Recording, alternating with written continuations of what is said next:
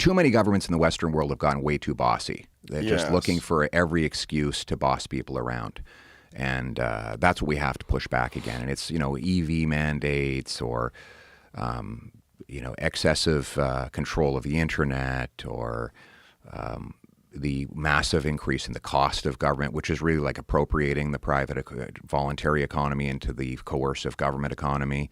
That's what we're seeing across Europe, in the UK, parts of the United States, as well as back home. So we need to reverse that trend and get people back in charge of their lives. Well, the narrative has always been that rights lost are never regained, or are very, very difficult to regain them.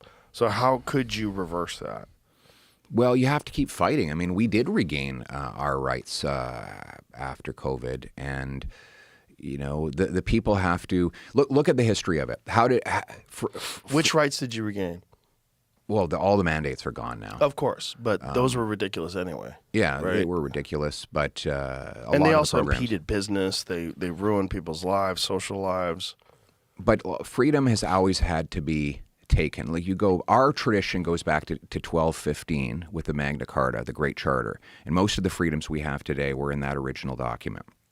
Right to a jury trial, no arrest without charge, no confiscation without compensation, no taxation without representation. All comes from that one document, the Magna Carta.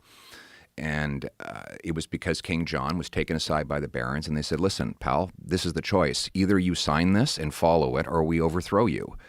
And as a result, we got the Magna Carta, and when you guys had your Boston Tea Party and said you can't tax our tea because we don't elect you, that was an appeal as English. You were Englishmen saying, we're Englishmen. We have the right not to be taxed unless we vote for it, and we're going to throw you out otherwise.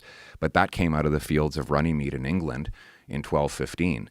So it's a long march towards freedom, and it's never actually done. There's no permanent victories or defeats. You just have to keep going forward.